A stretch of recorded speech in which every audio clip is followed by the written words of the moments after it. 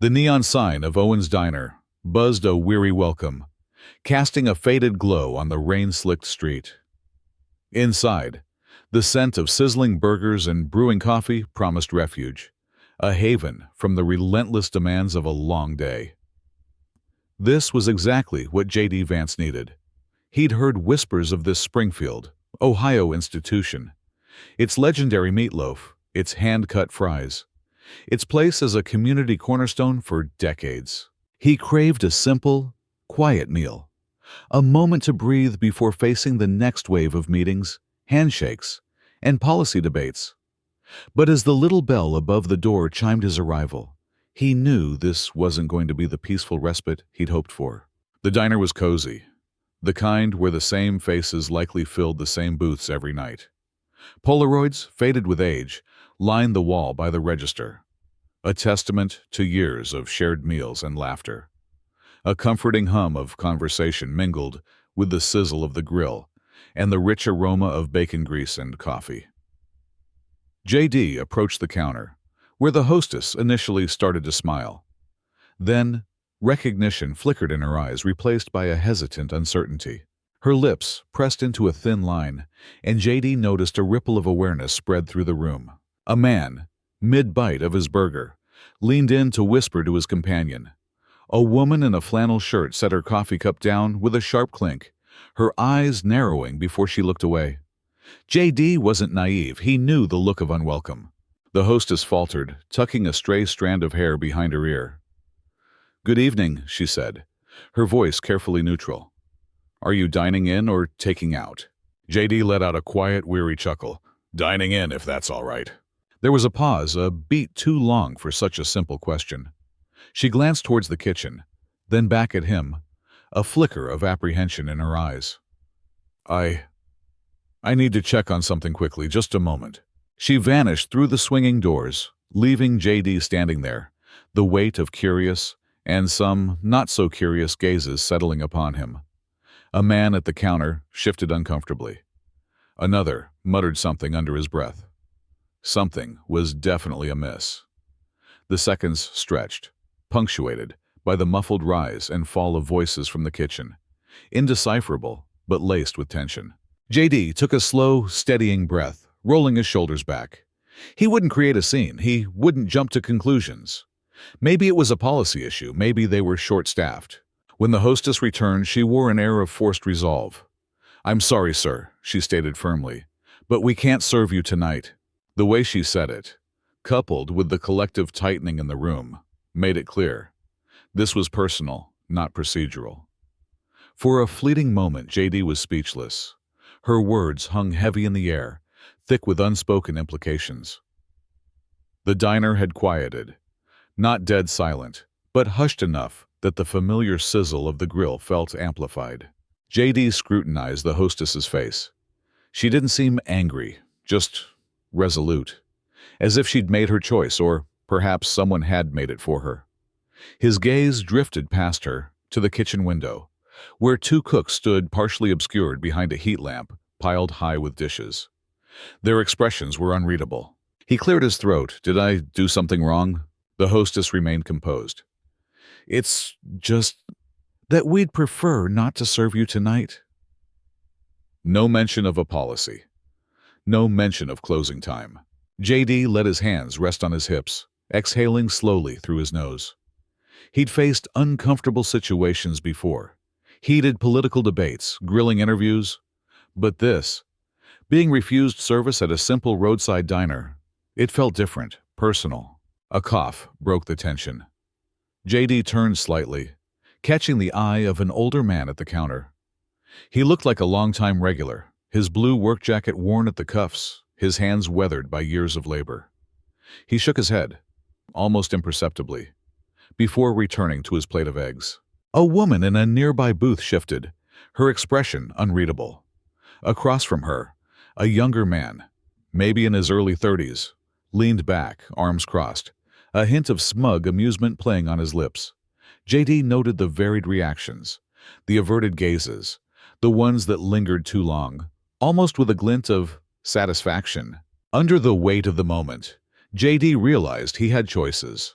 He could storm out, shake his head, and let it go. He could demand an explanation, challenge them, remind them they were refusing service to a United States senator. But he chose none of those paths. "All right," he said slowly, his tone even. "Can I speak with the manager?" The request clearly surprised several patrons. The hostess hesitated again, glancing back towards the kitchen as if seeking silent approval. The older man at the counter muttered something under his breath. Someone near the window let out a short, disbelieving laugh. JD remained patient. The hostess disappeared through a different door. Silence blanketed the diner until the door swung open again, revealing a broad-shouldered man in his early 50s, arms crossed over a grease-stained apron. His name tag read Don. Without preamble, Don scrutinized JD, then stated, "I hear you have a question." His tone lacked warmth, more of a challenge than an inquiry. JD met Don's gaze, maintaining a calm expression. He wasn't there to argue or to exert authority, but he also wasn't about to leave without understanding. "Yeah," JD replied. "I'd like to know why you won't serve me." Don exhaled sharply through his nose as if bracing himself. He wiped his hands on his apron, glancing at the onlookers, still captivated by the unfolding drama. "Look," Don said, shifting his weight, "this isn't personal." JD raised an eyebrow. "It seems pretty personal." Don's jaw tightened. He rubbed the back of his neck.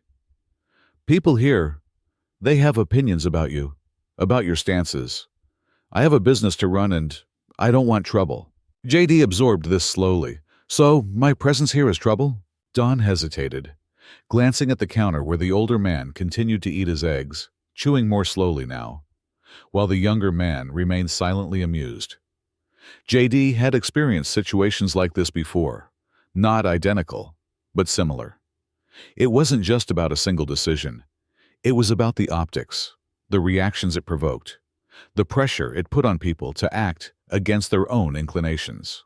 He turned his focus back to Don, asking honestly, "Do you agree with this?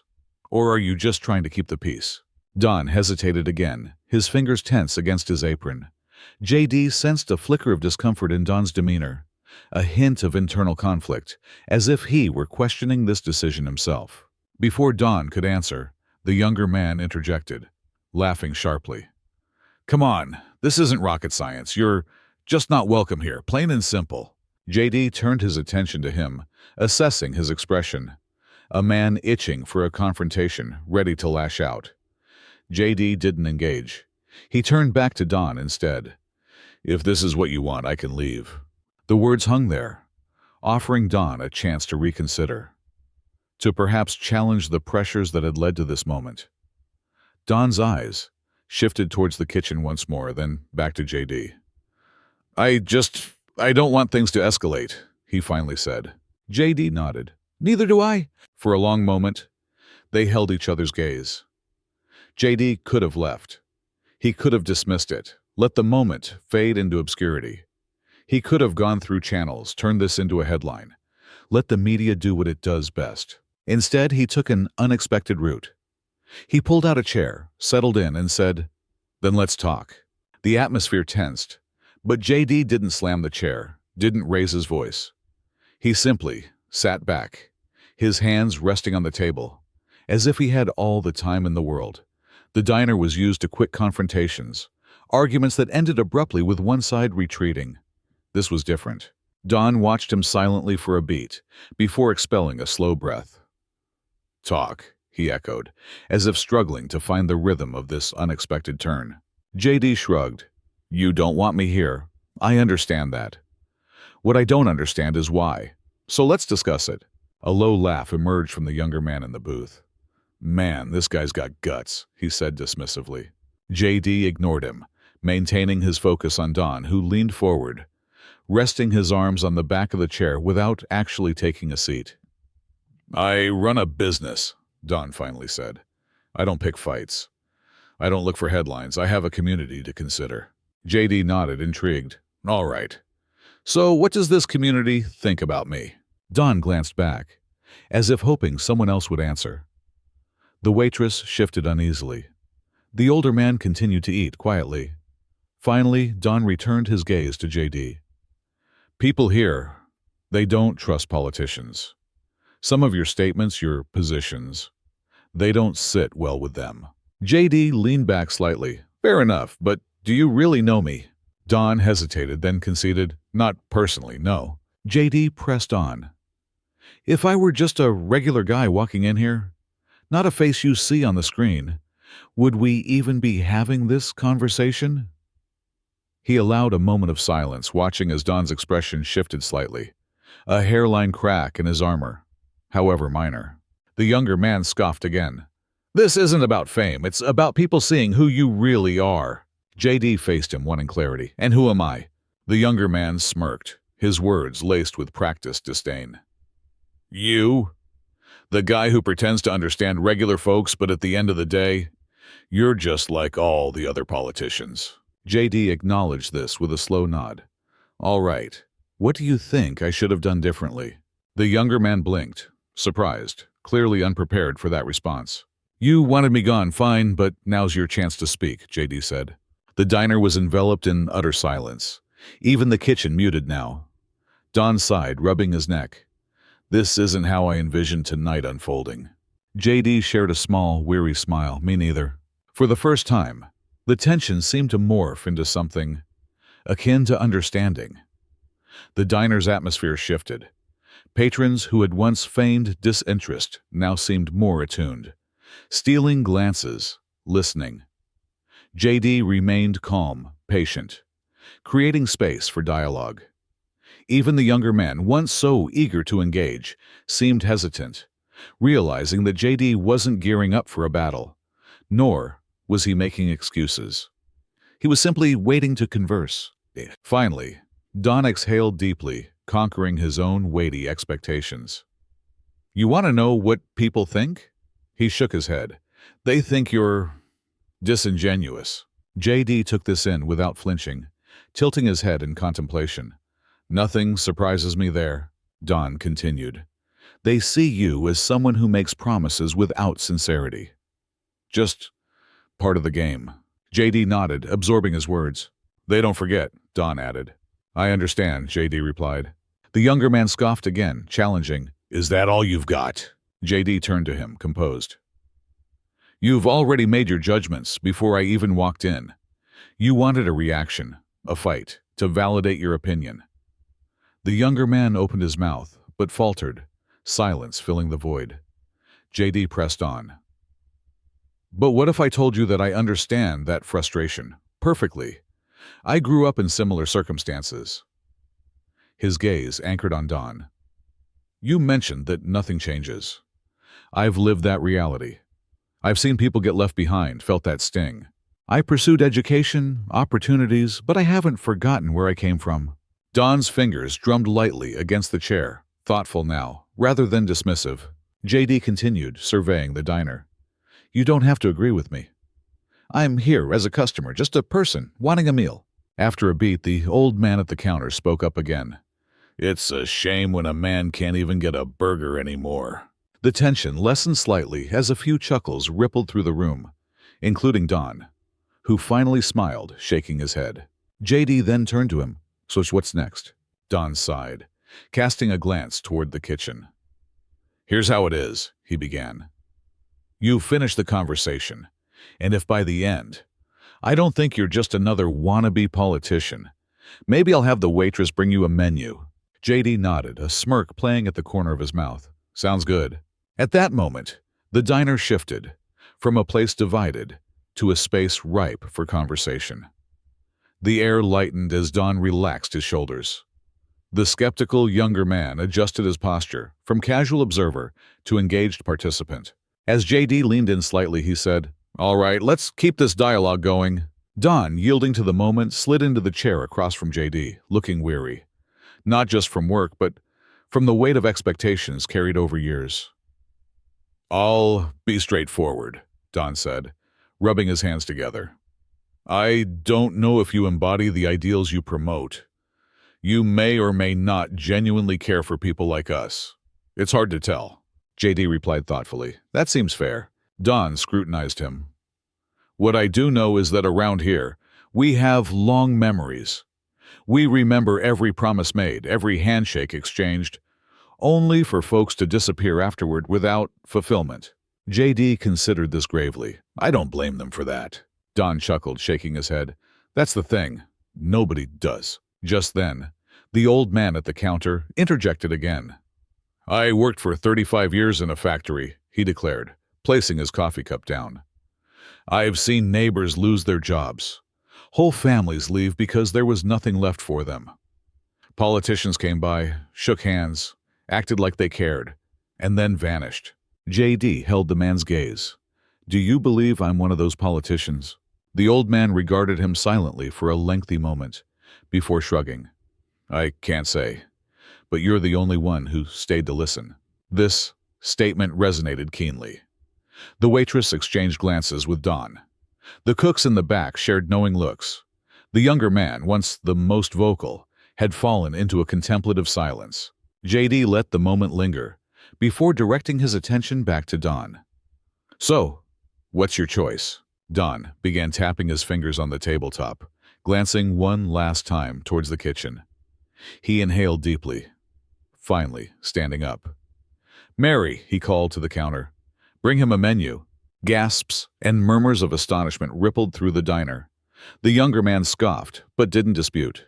The waitress, Mary, hesitated briefly before presenting a laminated menu to JD, who accepted it with gratitude. Thank you.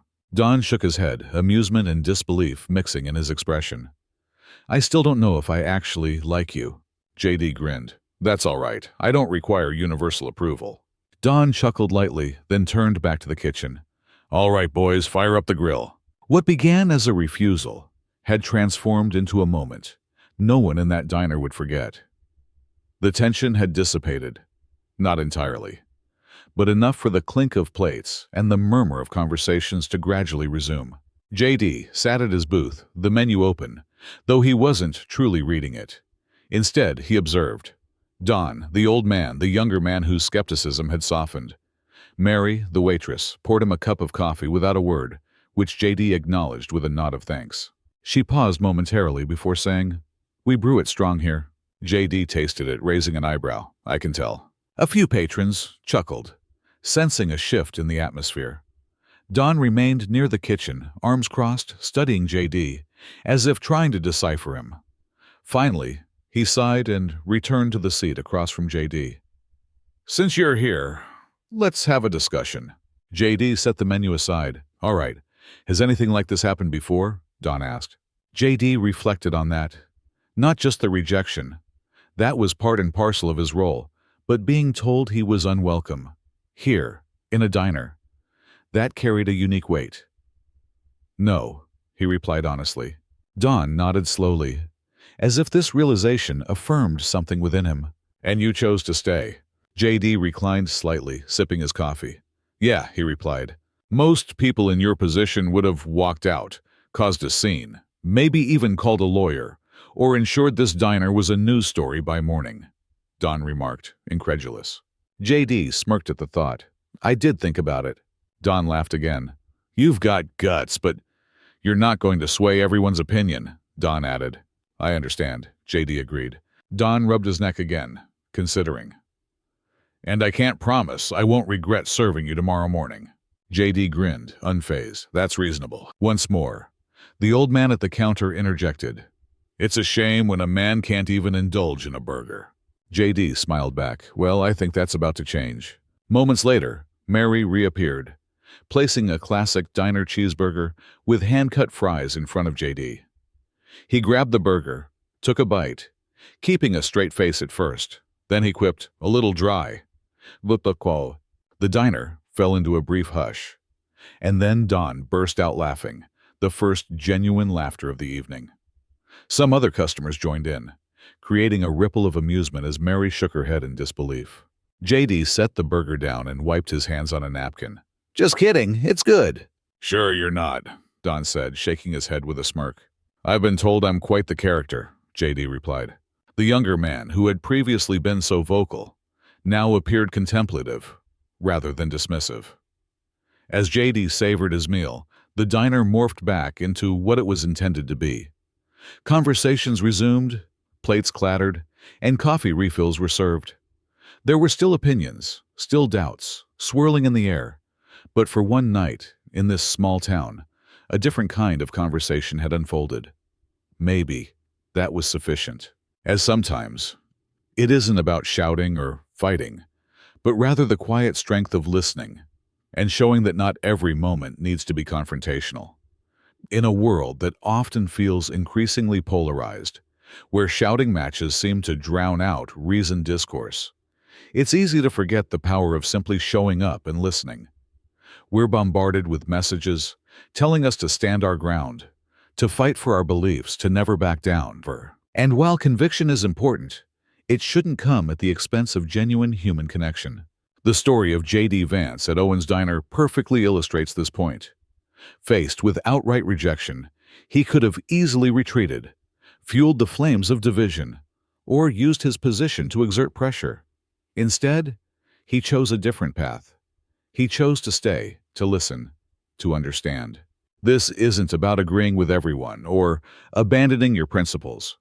It's about recognizing the inherent value in hearing another person's perspective, even, and perhaps especially, when it differs drastically from your own. It's about acknowledging that behind every opinion, every stance, there's a human being with a story, with experiences that have shaped their worldview. Here's why listening matters so much. It builds bridges. Listening creates space for empathy. When you truly listen to someone, you begin to understand their concerns, their fears, their hopes. This understanding can be the foundation for building bridges across divides, finding common ground where you least expect it. It diffuses tension. Confrontation often escalates because people feel unheard. When you actively listen, you validate the other person's feelings, even if you don't agree with their conclusions. This can de-escalate tension and create an opening for productive dialogue. It challenges assumptions. We all carry biases and preconceived notions. Listening to someone with a different perspective can challenge those assumptions, forcing us to reevaluate our own beliefs and consider alternative viewpoints. It fosters respect. Even if you never reach an agreement, the act of listening demonstrates respect. It shows that you value the other person as a human being, worthy of being heard. It creates opportunities. You never know what you might learn when you truly listen. You might discover unexpected solutions, gain new insights, or even forge lasting relationships. In the end, the most powerful conversations aren't always the loudest or the most forceful. They're the ones where people feel heard, respected, and understood. They're the ones that remind us of our shared humanity, even in the face of disagreement. Have you ever found yourself in a situation where choosing to listen made a significant difference? Share your experiences in the comments below. And if you found this article thought-provoking, please like, subscribe, and hit the notification bell for more content on the power of connection and understanding.